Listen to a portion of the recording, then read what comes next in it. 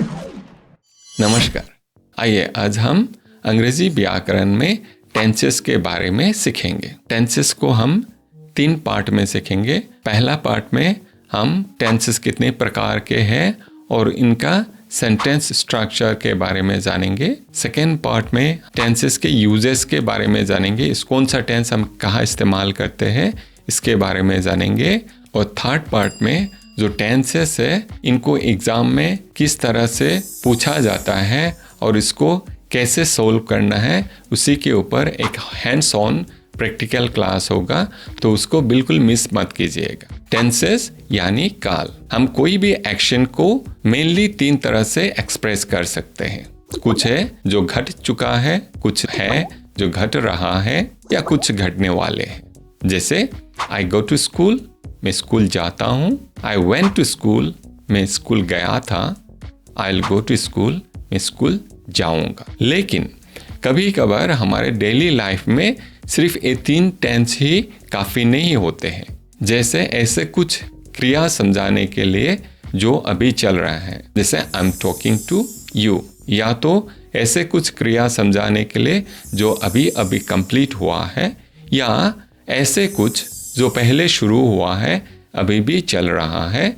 तो इन सभी को हम सिर्फ एक ही टेंस या प्रेजेंट टेंस बोल के इसको कंप्लीट एक्सप्रेस नहीं कर पाते हैं। इसीलिए अंग्रेजी में हर एक टेंस को दोबारा 4 भाग में बांटा गया है। जैसे सिंपल, कंटिन्यूअस, परफेक्ट और परफेक्ट कंटिन्यूअस। सिंपल और इंडेफिनिट टेंस सिंपल डिस्क्रिप्शन को समझाते हैं। अगर ये प्रेजेंट का कोई चीज समझाएंगे तो प्रेजेंट इंडेफिनिट होगा, पास्ट का कोई डिस्क्रिप्शन होगा तो पास्ट इंडेफिनिट, और फ्यूचर का एक सिंपल डिस्क्रिप्शन होगा तो फ्यूचर इंडेफिनिट। उसी तरह से कंटिन्यूअस टेंस जो कुछ चलते रहने को समझाते हैं। अगर प्रेजेंट में होगा तो प्रेजेंट कंटिन्यूअस, पास्ट में कुछ चल रहा होगा तो पास्ट कंटिन्यूअस, और फ्यूचर में चल रहे होंगे तो उसको फ्यूचर कंटिन्यूअस। उसी तरह से परफेक्ट कोई एक एक्शन का कंप्लीट होना समझाते हैं, और जो परफेक्ट कंटिन्यूअस टेंस है एक स्पान ऑफ टाइम और एक ड्यूरेशन को समझाते हैं। जैसे कुछ चीज़ एक समय में शुरू हुआ है,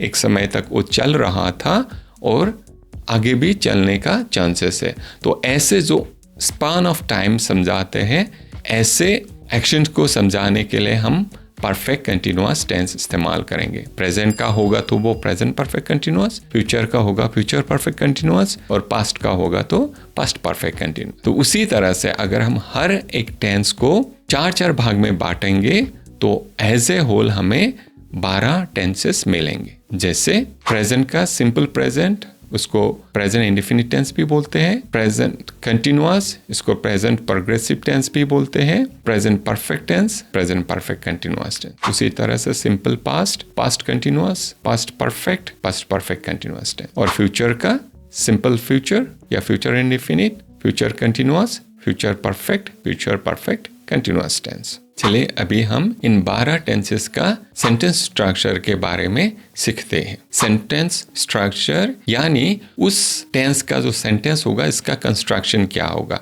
उसमें उस सेंटेंस का क्या क्या कंपोनेंट्स रहेंगे। सेंटेंस स्ट्रक्चर या वर्ब पैटर्न हमें इसीलिए जानना जरूरी है क्योंकि ये हमें एक सेंटेंस को किसी स्पेसिफिक टेंस में करेक्टली लिखने में, साथ ही साथ ये हमें एक सेंटेंस को डिटरमाइन करने के लिए कि वो कौन सा टेंस में है, इसमें भी हमें मदद करते हैं। चलिए अभी हम टेंस वाइज सेंटेंस स्ट्रक्चर को देखते हैं। प्रेजेंट इंडेफिनिट या सिंपल प्रेजेंट टेंस। पहला सब्जेक्ट प्लस वर्ब, वर्ब का हमें फर्स्ट फॉर्म लिखना पड़ता है, और प्लस एक्सटेंशन। दूसरा सब्जेक्ट प्लस बी वर्ब यहाँ एम आर इज होते हैं, प्लस एक्सटेंशन। इसको आप लोग को ऐसे रीडिंग करना है। सब्जेक्ट के साथ एक वर्ब होगा जो प्रेजेंट में होगा, और एक्सटेंशन में ऑब्जेक्ट भी हो सकता है, कंप्लीमेंट्स भी हो सकता है। तो यहाँ आप लोग एक चीज ध्यान रखिएगा, प्रेजेंट इंडेफिनिट टेंस या सिंपल प्रेजेंट टेंस में आइदर वर्ब या बी वर्ब दोनों में से कोई एक होगा, दोनों एक साथ नहीं होगा। इसके अलावा प्रेजेंट इंडेफिनिट टेंस का थर्ड पर्सन सिंगुलर नंबर के वर्ब के साथ हमें एस या ईएस का इस्तेमाल करना है। जैसे we go to school every day, we are student, he goes to school daily. He third person singular number है, इसीलिए इसके साथ हमने गो के जगह पे गोज लिखा है। प्रेजेंट कंटिन्यूअस टेंस में सब्जेक्ट के साथ एक बी वर्ब होगा जो एम आर इज, उसका नंबर और पर्सन्स के हिसाब से होंगे। वर्ब के साथ एक आईएनजी होगा plus extension. For example, I am reading my books, they are going for a picnic, she is singing a song. उसी तरह से प्रेजेंट परफेक्ट टेंस में सब्जेक्ट होगा, साथ ही साथ एक बी वर्ब जो हैव या हैज होगा। वर्ब का या थर्ड फॉर्म या पास्ट पार्टिसिपल फॉर्म लिखेंगे प्लस एक्सटेंशन, जैसे you have done it, he has made the model। present perfect continuous tense subject plus be verb, यहाँ be verb have been has been होंगे। verb के साथ ing होगा plus extension, जैसे it has been raining since morning, I have been practicing for 2 hours। simple past या past indefinite tense, इसका भी दो फॉर्म हो सकता है, एक verb के साथ, दूसरा बी वर्ब के साथ। यहाँ भी आप लोग को ये ध्यान रखिएगा, आइदर बी वर्ब लिखेंगे और वर्ब लिखेंगे, दोनों को एक साथ नहीं लिखेंगे। तो पहला वाला होगा सब्जेक्ट, इसके साथ वर्ब प्लस एक्सटेंशन।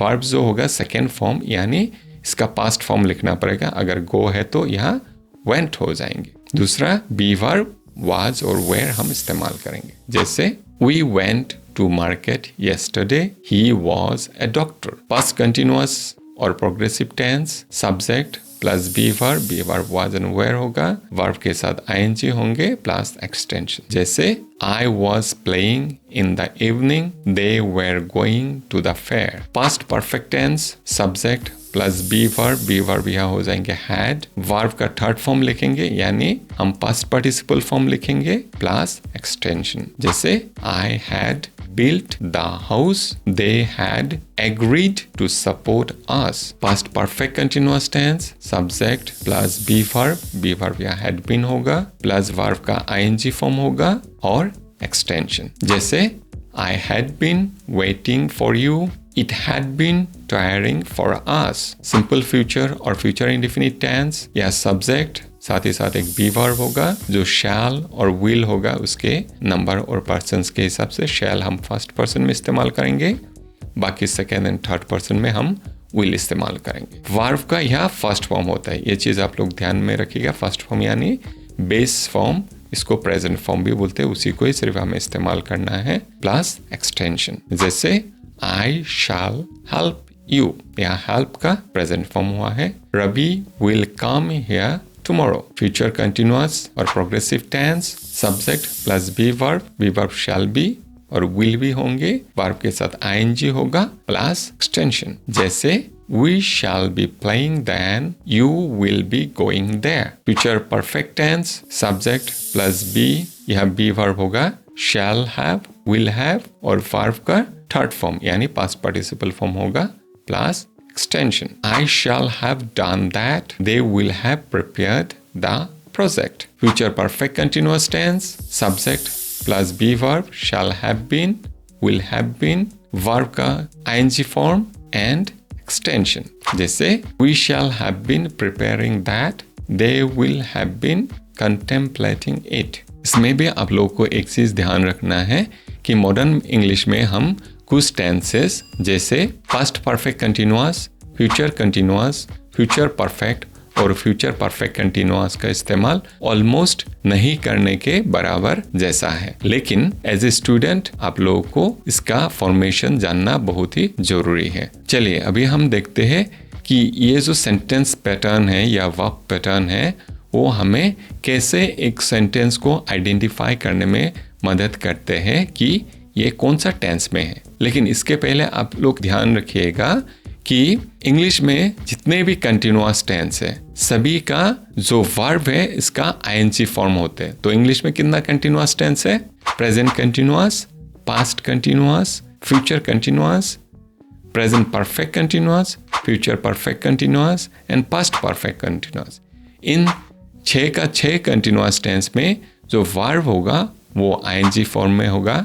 उसी तरह से जितने भी परफेक्ट टेंस है जैसे प्रेजेंट परफेक्ट, पास्ट परफेक्ट और फ्यूचर परफेक्ट, उसका जो वर्ब का फॉर्म होगा वो पास्ट पार्टिसिपल फॉर्म में होगा।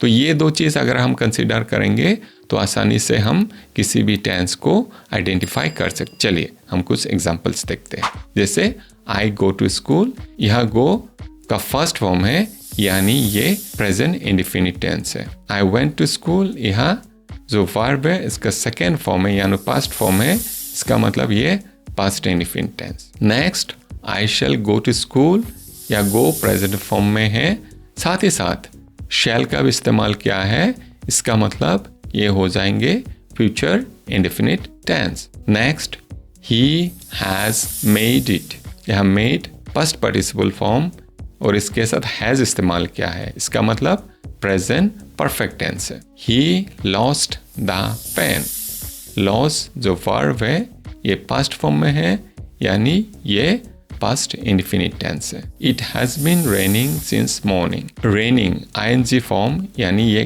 कंटिन्यूअस होगा, साथ ही साथ हैज है, इसका मतलब ये परफेक्ट है।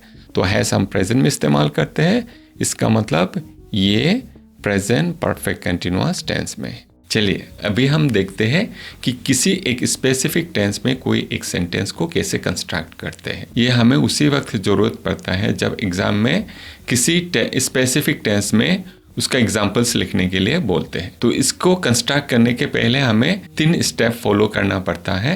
पहले तो हमें एक वर्ब के बारे में सोचना है, दूसरा जिस टेंस में उस सेंटेंस को बनाना है उस टेंस का सेंटेंस कंस्ट्रक्शन या वर्ब पैटर्न के बारे में हमें पता होना चाहिए। इसके बाद हमें एक सब्जेक्ट सोच के उस वर्ब के फॉर्म के मुताबिक उस टेंस में उसको कंस्ट्रक्ट करना है। सपोज हमें प्रेजेंट कंटिन्यूअस टेंस में एक सेंटेंस बनाना है, तो इसको कैसे बनाएंगे? पहले हमें एक वर्ब सोचना है। समझ लीजिए हमने एक वर्ब ले लिया राइट। अगर हम प्रेजेंट कंटिन्यूअस टेंस का सेंटेंस कंस्ट्रक्शन देखेंगे तो वहाँ तो राइट वर्ब का आईएनजी फॉर्म हो जाएंगे राइटिंग। हम एक सब्जेक्ट ले लेते हैं आई के साथ बी वर्ब होगा एम, तो हम अभी लिख सकते हैं आई एम राइटिंग नाउ। इसी तरह से अगर हमें पास्ट इंडेफिनिट टेंस में कोई सेंटेंस बनाना है तो हम पहले एक वर्ब लेंगे जैसे गो, उसका पास्ट फॉर्म हम वेंट लिखेंगे और एक सब्जेक्ट जैसे शी ले लेंगे, तो हम ऐसे लिख सकते हैं शी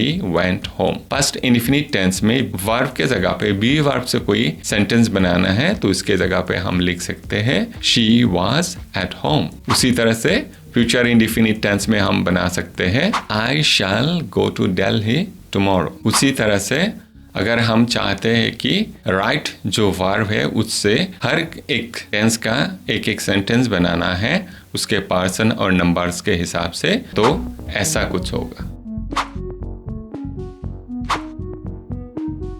आशा करता हूँ आप लोगों को टेंसेस के बारे में इतना तक अच्छे से समझ में आ गया होगा और आने वाले 2 वीडियो को भी मिस मत कीजिएगा। धन्यवाद।